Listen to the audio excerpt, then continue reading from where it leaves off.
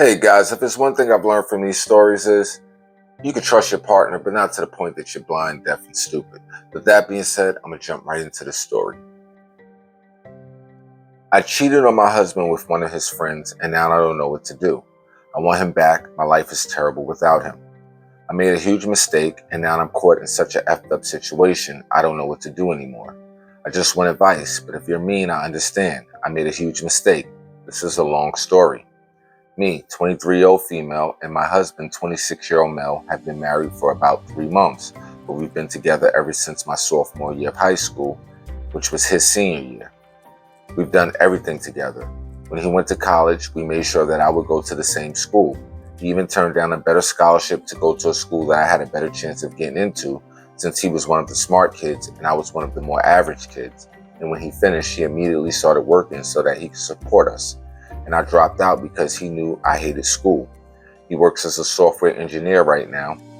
Sorry for the long background, but I just wanted to show that I do love him with everything in my being and everything he's done for me, and I wouldn't give him up for anything.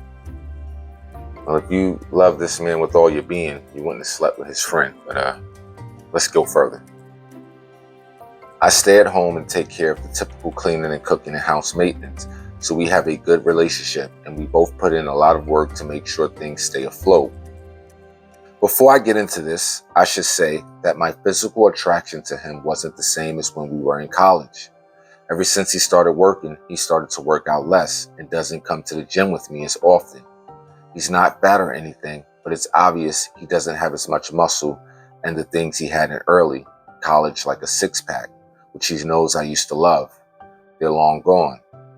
Maybe less working out reduced his testosterone, also because the sex isn't as frequent, and when we have it, it's not like it used to be. Starting a couple months ago, one of his better friends that I will call David started coming over to hang out. Usually I don't like his friends in our place so frequently, but me and David instantly clicked. David and I hit it off, and my husband was so happy to see that I finally got along with his friends. But then, as usual, he ended up going back to work and spending less and less time with me, which honestly might have been one of the reasons I cheated. When we were about to get married, he promised me we wouldn't fall out of touch like in the movies and that he wouldn't abandon me for work, but that's exactly what I feel like happened. David started swinging by to hang out with me more than my husband, so he came earlier and earlier, and soon it was just at the beginning of the day, as long as he didn't have class. He's working on his master's. I just want to touch on something real quick. This woman claims to love this man so much, but it seems to me the only one that she really cares about is herself. The dude works full time, pays all the bills, you sit at home. You're mad that he didn't go to the gym like he used to, and the sex is not at what it used to be, and he doesn't have time to sit and watch Netflix with you. Man, grow the hell up. You should take the time to talk to him and say, let's try to make a little more time for ourselves, instead of reaching out to his friend that seems to be going to school and has all the time in the world to do nothing. One morning when he came by and we started to binge Netflix, I didn't have as much clothes on as usually because he came at like 9, which was slightly earlier than expected. But I was already so comfortable with him, it didn't matter. I only had a big shirt on and some underwear, and I didn't even realize it until it was too late that I wasn't wearing a bra, so I felt awkward. Then David, as a joke, took off his clothes and only had a shirt and his boxers and climbed in the bed next to me saying it was undies time, and he was abnormally close, but I ended up moving in closer.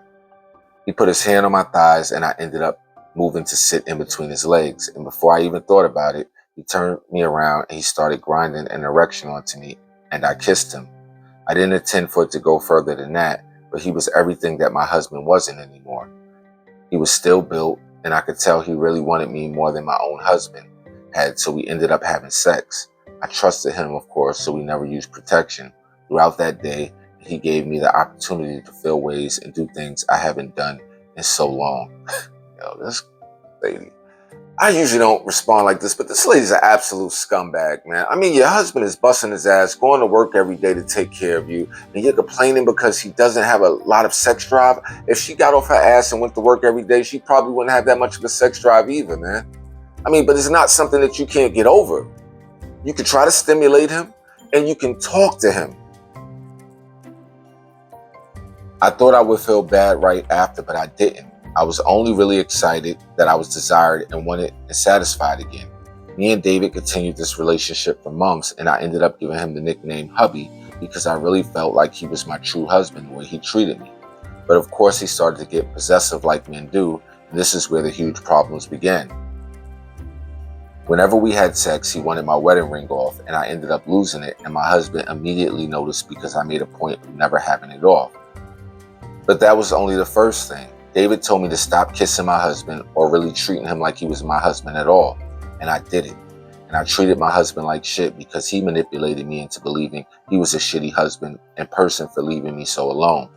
I went back on birth control, and we never used protection because he didn't like it, and I never objected because I just enjoyed the feeling of being taken again.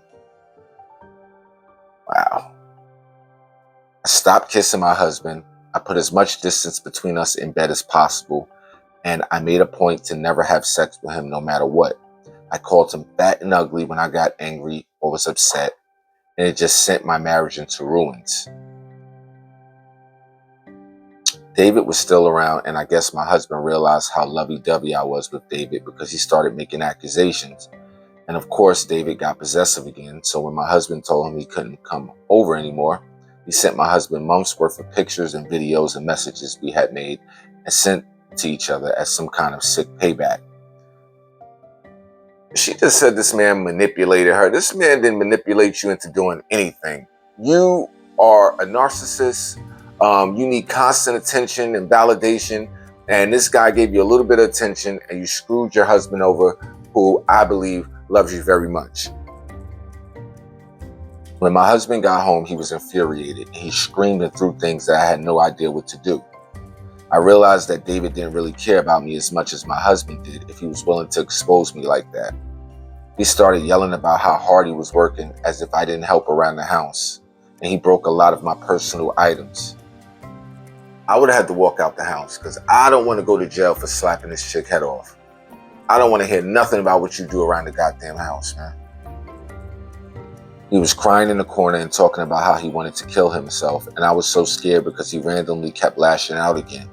He kept asking me questions, half yelling, half crying about how often and how long it had been going on, and I broke down and started crying too and told him everything.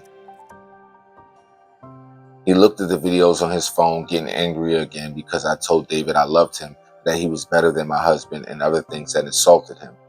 In the videos, he saw that we were having sex in our marital bed and that we never used a condom, and he always finished inside of me. And I could see something in him just break, maybe because he was my first back in high school, and I didn't let him do any of that until we were married.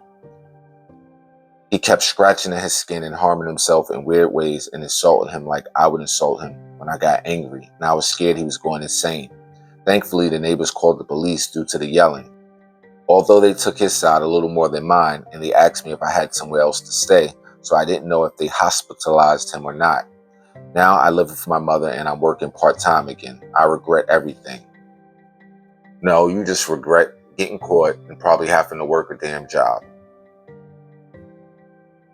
Though I still haven't been able to quite distance myself from David because I think he really started to care for me once my husband tossed me aside, and he's been here for me.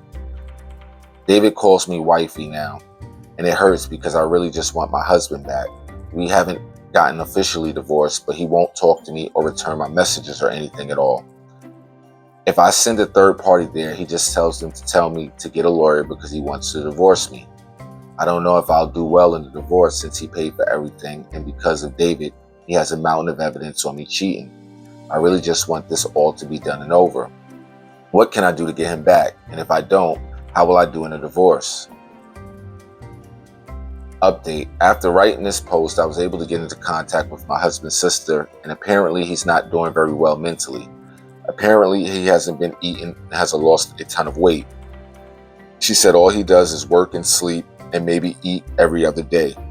She said I also did nearly unfixable damage to his confidence now because he's afraid to go out in public because he thinks people will see him as a joke.